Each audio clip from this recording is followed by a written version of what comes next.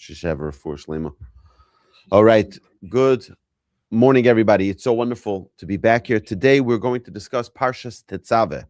Tetzaveh is this week's Torah portion, and it is packed with a lot of incredible details about the vestments, the garments of the Kohen, the high priest. And it really is remarkable because if you look right at the beginning of the Torah portion, it says something really, really interesting. It says, I think it's the 5th verse, Ve'ata, and you, Tedaber el kol chachmei lev, speak to all of those who are wise-hearted, Asher melesiv ruach chachma, whom I have invested with a spirit of wisdom, Ve'asu es bigdei Aaron, and they will make the vestments of Aaron, lekadsho lechahano li, to sanctify him and to minister to me. So it's very interesting here because if you look and if we try to understand what's going on here, it doesn't make any sense. It doesn't make any sense. Why doesn't it make any sense? These guys till 20 minutes ago were slaves in Egypt. It's not like before we went live, we were talking about all these college degrees that people have. They're so intelligent. They're so smart. What wisdom does he have? He was making bricks in Egypt. He doesn't have education. He doesn't have training. He doesn't have skills. Oh, we're going to pull him out and we're going to bring him to make clothes. He doesn't know how to cut clothes. He doesn't know how to cut garments. What can he contribute here with his wisdom? Bright guy. What can he contribute to either the construction of the tabernacle or the creation of the vestments? This guy has no idea how to make clothes. It's not like he was a factory worker in China making garments. What did he do? What does the Torah say? And now, Moshe, you speak el kol chachmei lev, to all of the wise-hearted people, Hashem melesiv ruach chachma, whom I have invested with a spirit of wisdom. Also as bigdei Aaron, they will make the vestments of Aaron, lekacho, to sanctify him, and lechahanoli, to minister to me. So, in general, we think about wisdom. It says that those who seek wisdom, the Mishnah says an interesting thing. Ezahu Chacham, the first Mishnah in Perek Daled. Ezahu Chacham, who is the wise person? Halomid Bikal Adam, who learns from every person. So what really goes first? Does wisdom go first? Or does something else comes first and then you become wise? Because it says to the wise, give wisdom. God gives wisdom to the wise. They're already wise. Why do they need wisdom? Shouldn't the silly ones, shouldn't the dumb people get the wisdom? Right? It makes sense. Right? Those who are wise are already wise. They don't need more wisdom. Those who are dumb, those are the ones who need the wisdom. No. Torah tells us that those who are wise get wisdom. But those who are not, they don't get it. So what's really happening here? You know, there's a story told in the Talmud that one of the great sages met with one of the Roman noblewomen, and she asked him, I don't understand why your Torah says that you give wisdom to the wise. Why give it to the wise? They're already wise. Give it to those who are less capable. Give it to those who are less wise. To which he answered, he said, okay, so if someone came to you for a loan for their business, you have two candidates in front of you. One is just a poor guy. He's very poor. He's just asking for a loan. The other one is like, I'm in a cash crunch right now. These are the businesses that are pending, right? As soon as it comes through, I'll pay it back. Which one would you loan the money to? She says, of course, the second one, the latter. Why? Because he can pay it back. He says, listen to what you're saying. Listen to what you're saying. You don't give wisdom to the people who are going to do nothing with it. You give the wisdom to the people who will do something with it. You give the wisdom to the people who will do something with it. What does the Mishnah say? The commentaries talk about who is the wise man? He who learns from everyone. Say the commentaries. Who is wise? So Ben Zoma, this is the first Mishnah in the 4th chapter of Ethics of Our Fathers. Ben Zoma does not mean to say that people cannot be wise, strong, rich, happy, or honored unless they comply with his definitions. Rather, he's telling us that people are entitled to take pride in their achievements only if they have attained and exercised in accordance with the moral teachings of the Torah. Okay, so he says, Halomid mikol adam. That's a wise person. Let's see what that means.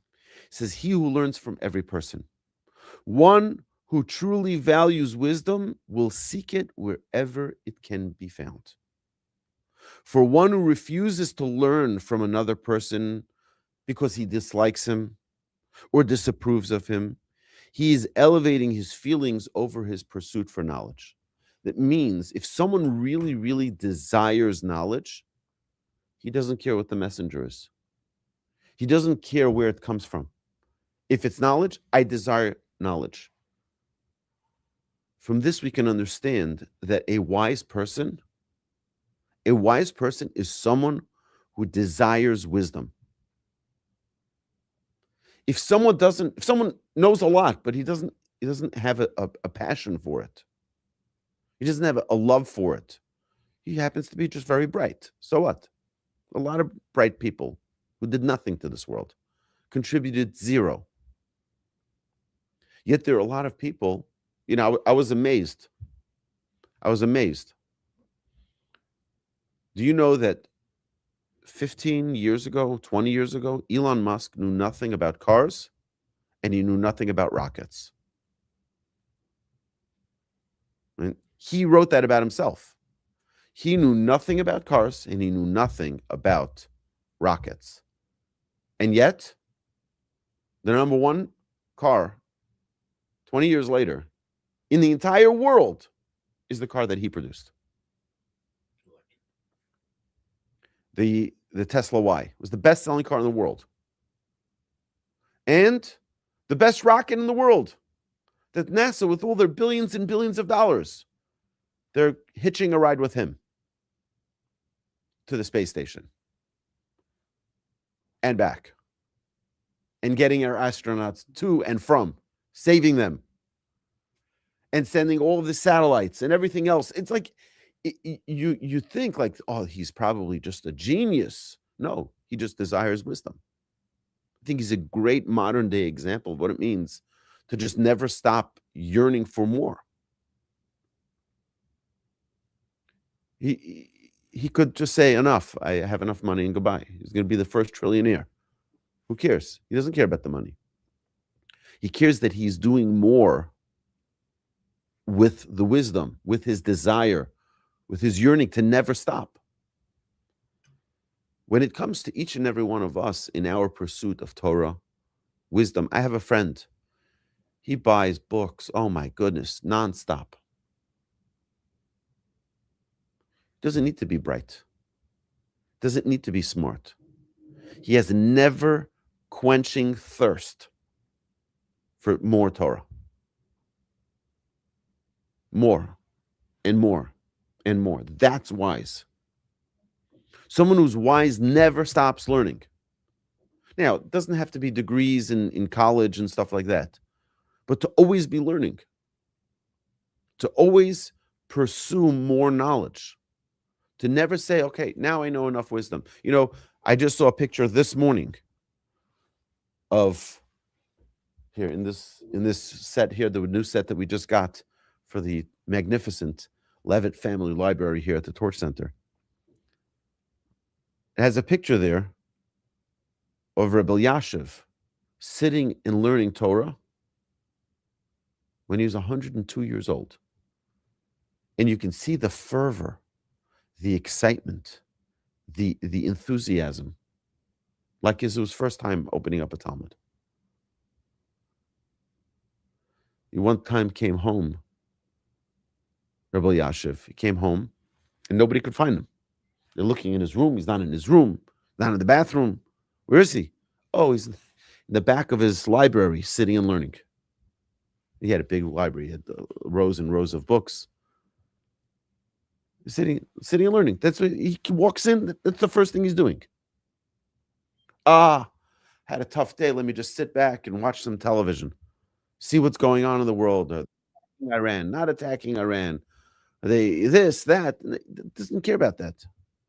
He wants more wisdom, more wisdom, more wisdom. What? He learned everything already. He knows everything already. What more? Every time you learn it, you learn something new. Every time you review it, you refresh, you understand it better. It's like we learned in the Talmud just recently. Someone who learned something 100 times and someone who learned something 101 times, it's totally different. Completely different. I've mentioned this story a number of times of Rav Moshe Feinstein called his nephew and told him that he gets a mazel tov. He gets a mazel tov. Why? What's the mazel tov? He says, I get a mazel tov because I finished Talmud 4 times. He says, how's that possible? 15 years ago, you called me and told me that you finished it. You finished the whole Talmud 101 times. How's it possible you finished the 4th time? He says, yeah, it's my 4th time finishing the entire Talmud 101 times. Right? Never ending, never stopping. He finished the entire Talmud of Shabbos, the whole tractate of Shabbat, every Shabbat. 150 some odd pages of Talmud. And not easy Talmud, tractate Shabbat. Every single Shabbat. Why? Because he couldn't stop learning for a minute. If you desire something, you want it, you go crazy about it. I can't. It's like someone who wants money. Everything they talk about. I remember I once met a guy. He says, he's walking back and forth, pacing back and forth. I said, good morning, how are you? He said, money? Money? Did you say money? Like, I said, no, good morning. Good morning. He's like, money. That's it he could think about. So everything he wants to do is make money. But someone who wants wisdom, that's a person who's going to get wisdom. Someone who loves wisdom. Someone who desires wisdom. So what's Hashem referring to here in this verse? It's very clear. You see, if you take someone who desires wisdom and put them into a factory, in 5 minutes, they'll know how to stitch, they'll know how to sew, they'll know. But it's not only that. They want to be close to God. They want to understand what do these vestments represent. So it's not about learning new skills. You ask most people out there, they'll tell you they learn more one day on the job than they did in 4 years in schooling. I've asked hundreds of students that. Where did you learn more? They just finished college. They got their first job. They said, lawyers. They learn a lot of law in school. But when they're actually an assistant to a lawyer and they see what goes on in the courtroom, they see what goes on just in actual life, everything else is theory.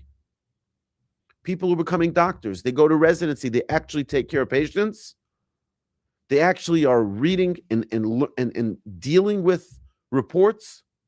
They learn a lot more than they do with all the books. It's an amazing thing how if someone desires, and this is just another important thing that we have, this whole thing of people being ADHD in our generation. I'm very familiar with that. It takes one to know one.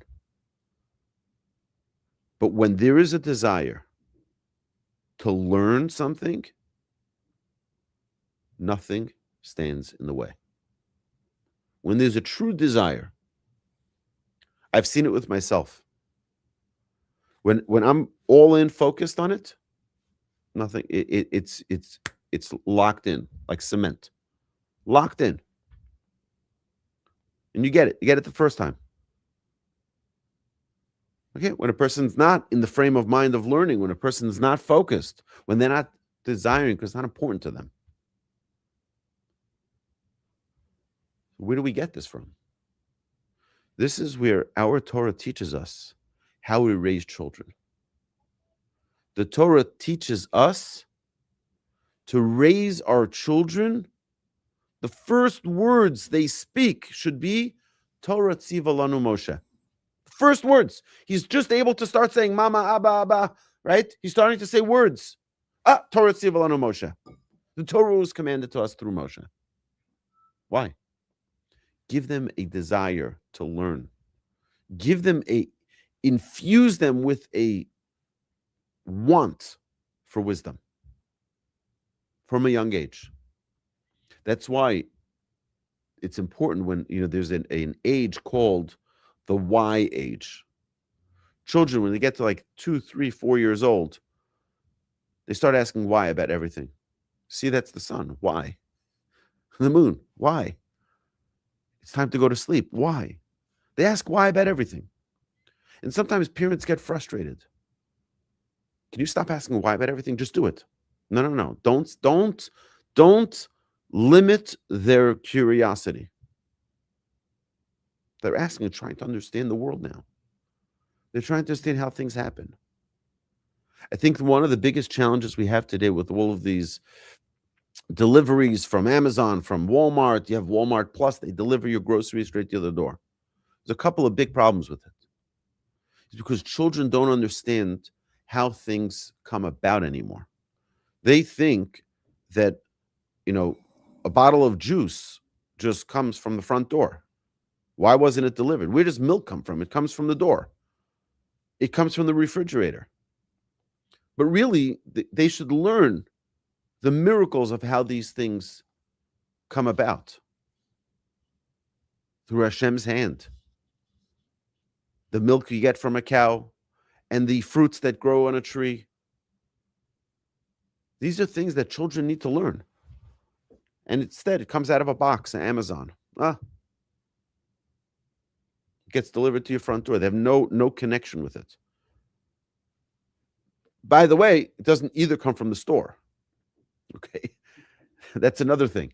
But another side thing that we lose out by having these deliveries.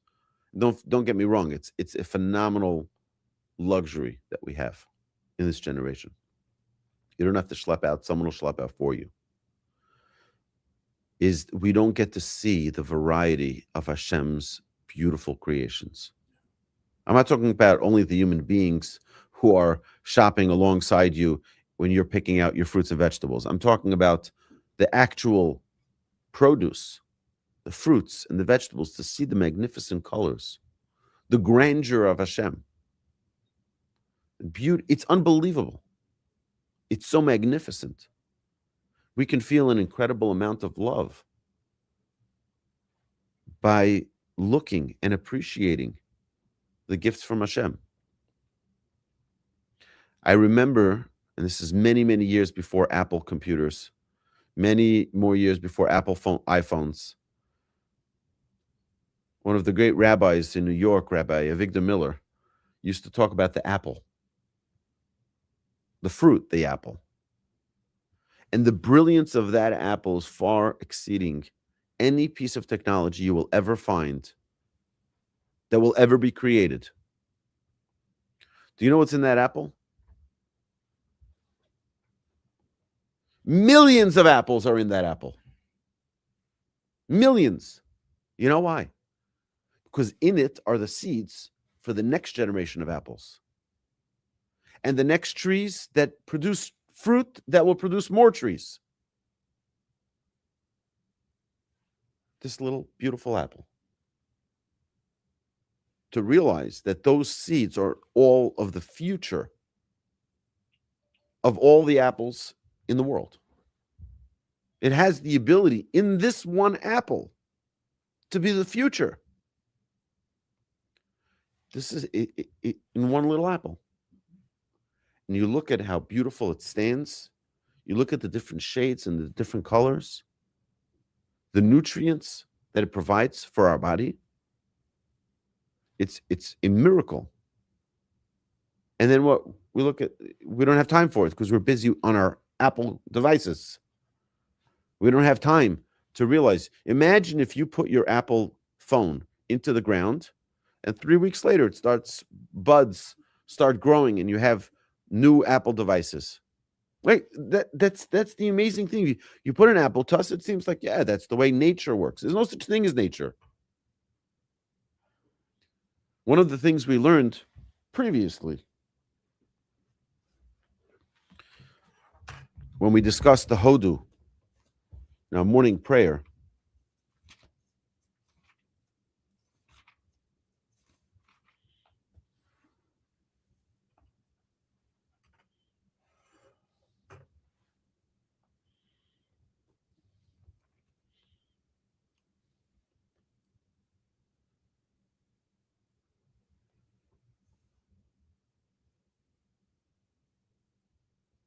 remember his wonders that he performed, his marvels, and the judgments he decreed.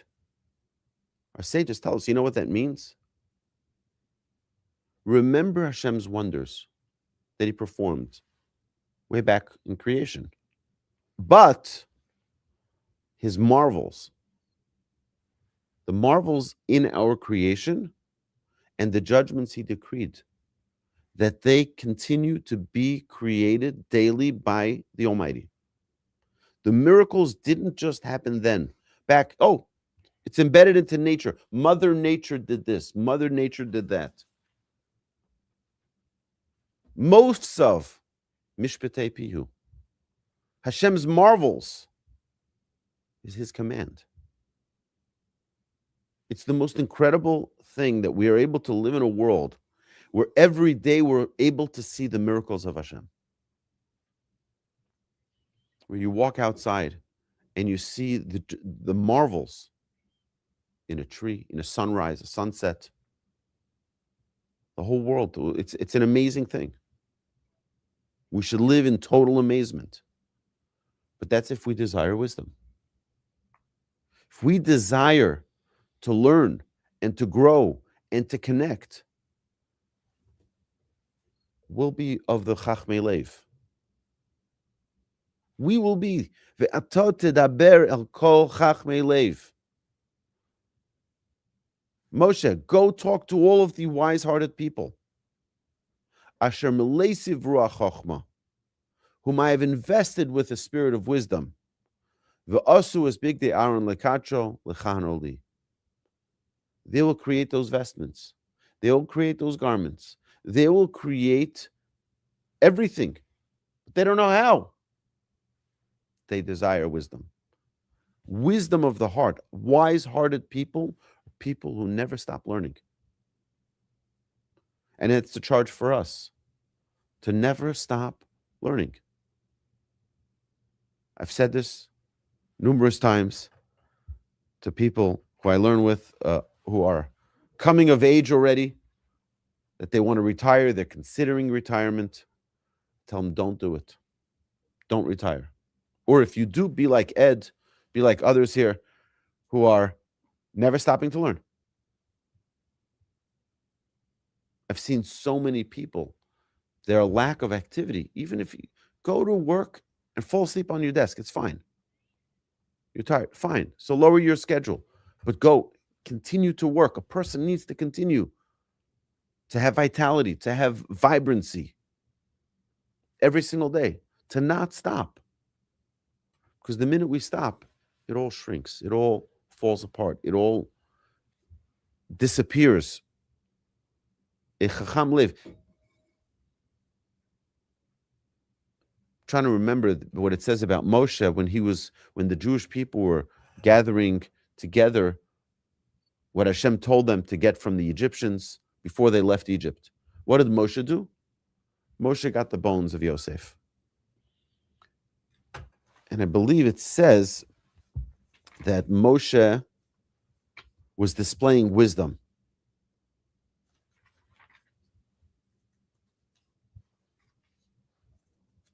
Let's see a second.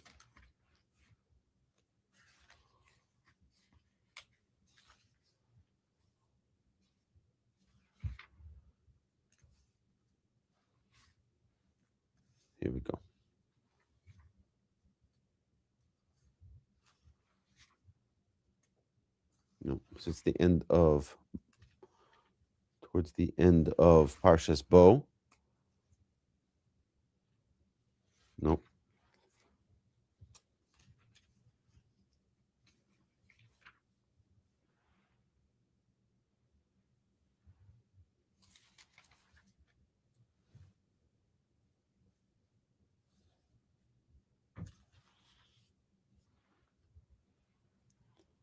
What Moshe was doing, I don't find the verse here, but it's someplace in Parshas Bo. But what Moshe was doing was he was learning things.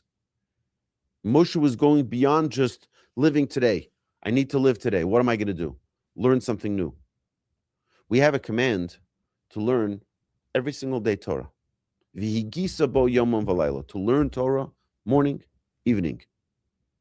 To learn Torah every day. I remember in yeshiva, there's something they would tell us every day. Even you're not feeling well, open up a little Pirkei Avos, a little ethics of our fathers. Open up the Parsha, learn something. Have Torah in your life. My grandfather would say sometimes people leave their homes, they go travel, and they're overwhelmed with temptation. This is because they don't have Torah. We need to have Torah in our mind. Boredom brings sin. If your mind is busy, you're not bored. To take a verse before you leave the house, okay, let me contemplate this. Let me learn this. What does it mean to be a wise person?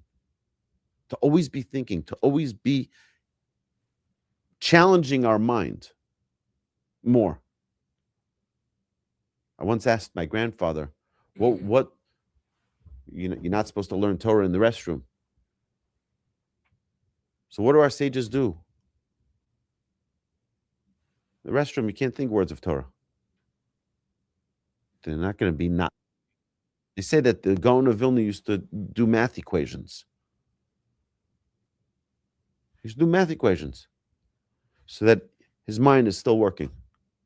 What? Just a 2-minute break, just to do nothing. No. Keep your mind busy. It's such an important thing for us to learn. The real wisdom is the desire to have wisdom.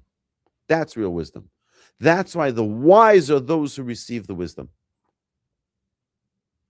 God gives the wisdom to those who are wise. What does it mean to be wise? To desire wisdom. Hashem should bless us all. We should merit to have wisdom. We should merit to always seek wisdom everywhere we can get it. Hashem should bless us all with an amazing Shabbos. Thank you so much.